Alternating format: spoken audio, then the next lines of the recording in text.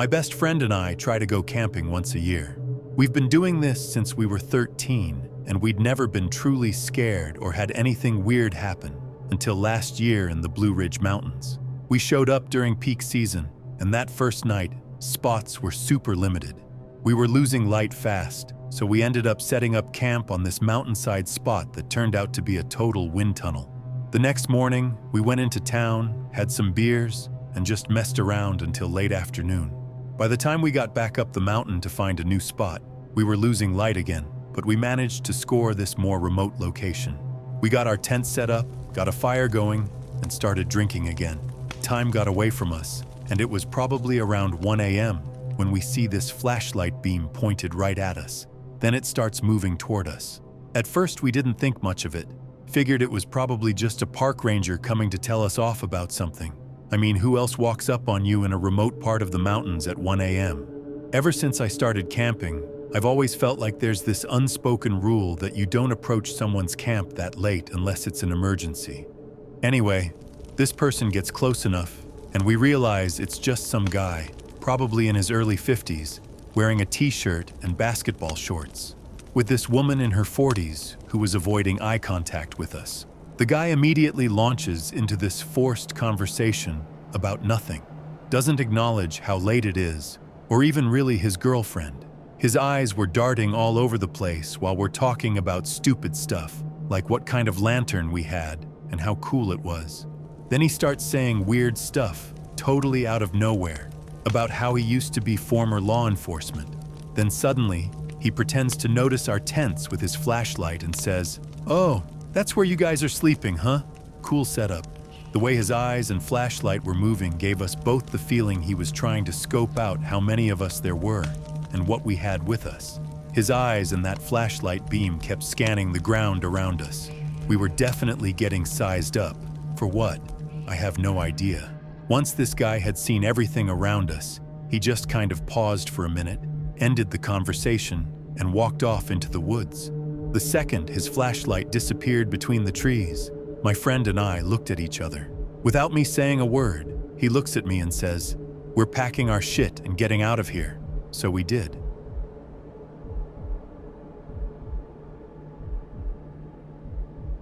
This happened about 13 years ago, when I was a sophomore in college at a liberal arts school in Suffolk County, New York. Within the first month or two of freshman year, I'd fallen in with a really tight-knit group of fellow theater geeks, 6 guys, including me, and 1 girl, and they all loved horror movies and ghost stories. I had found my crew.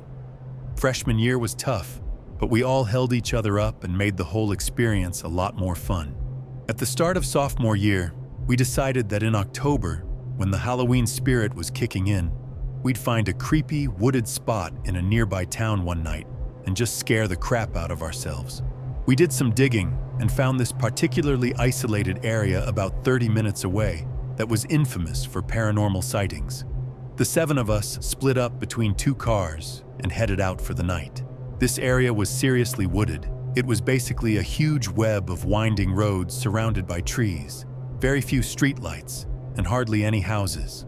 Without a GPS or a good sense of direction, you could get lost in there easy. We all made sure our phones and flashlights were fully charged, just in case, but the plan was to just keep driving until we all felt like pulling over to go exploring. So, following the directions, we took a left off the main road and drove for about 30 minutes into this dark network, picking directions at random, just getting intentionally lost. Our cars made a turn, and to our surprise, there was a huge log blocking the path.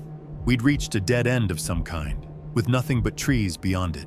We all got out to check it out, stepped over the log, and noticed 2 narrow trails leading off in different directions. This seemed like as good a time as any to grab our flashlights and do some amateur ghost hunting. We flipped a coin and took the trail on the right. It was so narrow, we had to walk single file to avoid getting whacked in the face by branches. For whatever reason, I ended up at the back. I'm usually a pretty rational and level-headed guy, but I have to say, the further we went in, the more this uneasy feeling came over me. I kept hearing sounds deep in the woods, and I couldn't shake the feeling we were being watched. But I seemed to be the only one hearing it. so I wrote it off as my imagination. Besides, the whole point of us being there was to get scared. Not to mention, there were 7 of us, all able-bodied college kids. What could we possibly run into that would be any real threat? We followed this trail for about 20 minutes, and just when I thought it would never end, we came into this massive clearing. And I mean massive. It was a huge, open field of overgrown grass, the size of a golf course, but nowhere near as well kept. Trees surrounded the whole field, which was so large we couldn't see the other end from where we were standing. I was just thrilled to be out of that claustrophobic trail, but I don't think any of us were expecting to find a space that vast. One of us looked to the right and said, "Hey, check that out." We all turned and saw this old, dilapidated house a few hundred yards away. The place was completely dark, with no cars or any sign that someone actually lived there. We walked over and shined our flashlights at it, and sure enough, the windows and doors were all boarded up. I managed to peer between the boards on one of the windows, and all I could make out was an old white couch covered in plastic in an otherwise empty room. Whoever used to live here was long gone. Since there was no way in, and because the house had creeped us out enough already, we decided to walk back toward the trail we came from, have a seat in the field, and figure out our next move. We were walking that way, but before we could sit down, my friend Mark just froze. The expression dropped from his face and he pointed. We all turned and looked to the far side of the field, directly across from where we had entered. That's when we saw him, someone tall, lanky, and pale, dancing among the trees. And by dancing, I mean he was skipping around, grabbing a tree, swinging around it, and then doing the same to another one. Basically, a do-si-do. The moon was so bright and the woods were so dark, it actually took us a second to process what we were looking at. Jay, the 6'4" skeptic of the group, wasn't seeing it. I leaned into him, pointed, and said, "Jay, look where I'm pointing. Don't you see that?" He squinted, and the second he saw it, he gasped with everything he had, clutched my arm, and whispered, "What the fuck is that?" What happened next sent shockwaves through all of us. Whoever or whatever this was, it stopped dancing, looked right in our direction, and started charging straight at us. Without even thinking, we freaked out and bolted back for the trail.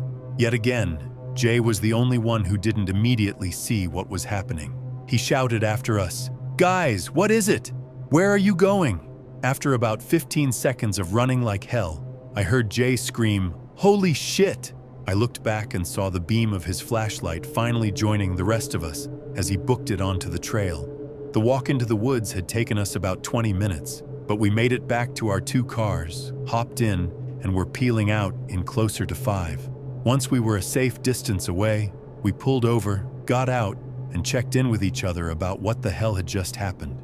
My heart was pounding out of my chest, and I know everyone else felt the same. Nearly 15 years later, we're all still friends, living in different states, but keeping in touch through marriages, divorces, kids, all of it. But every once in a while, out of the blue, one of us will send a group text to the others with something like, "The woods. That really happened, right?" It most certainly did. That experience is always in the back of my mind, and I'm pretty sure it always will be. Here's the thing that still gets me about that night. Whoever that was, they were dancing like a maniac in the woods at 1 in the morning, and then ran directly for a group of young adults, not at all fazed by the fact that they were severely outnumbered.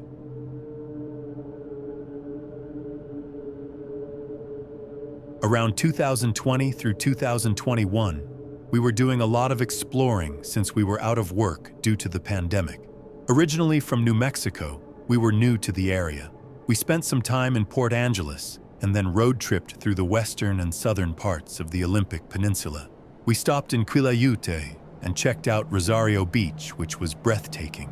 On our way out, we found a nice spot off the road in the woods to make a quick sandwich before driving south. By this time, it was starting to get dark, but the trees in the area were so beautifully dense and mossy, we decided to take a little walk. We both love nature and feel really connected to it, so a short walk in the woods at that time of the day didn't initially seem too daunting, especially together. As we walked and as the last bits of sunlight faded into darkness, a heavy and very eerie feeling came over me. We noticed what we can only describe as sinkholes in the area, and we got a little freaked out because my boyfriend took a step and his foot sunk into the ground up to his thigh. I had to help pull him out, and as he got free, more of the ground fell away and widened into a literal hole going straight down. The detritus in the area is so thick and layered that it makes the ground extremely soft and fragile. We wanted to get out of the danger area as soon as possible, so we started carefully heading back.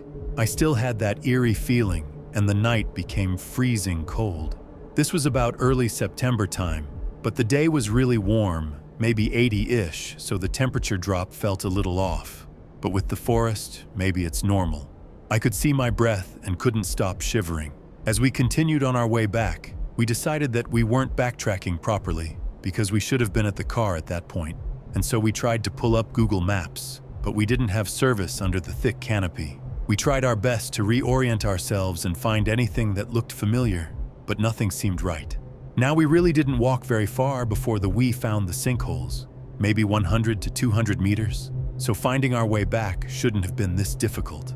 Then I started hearing rustling in the bushes around us. I asked my boyfriend if he was hearing it too, and he said yes.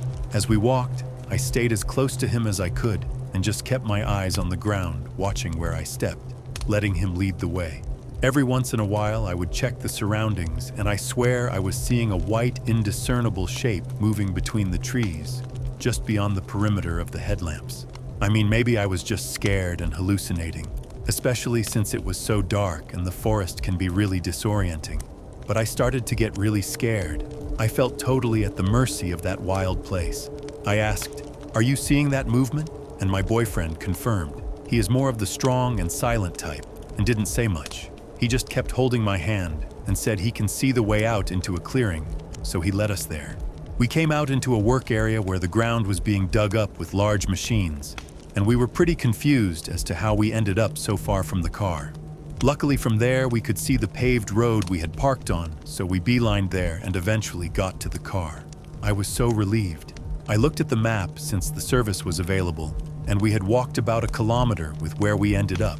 But it didn't feel like we had walked that far, and on the map, there were dirt logging roads that we would have had to cross to get there, and we never saw one. The next morning, I asked my boyfriend about what we saw the night before, and he said he knew I was really scared, so he didn't want to elaborate on what he was seeing at the time. Apparently, he saw 2 to 3 white but kind of hazy-looking humanoid figures moving from tree to tree and behind bushes the entire time we were walking back. I always feel safe with my boyfriend. We have been together 10 years now, and I have no doubt he would do what was necessary to protect me. But how do you protect yourself from something like that?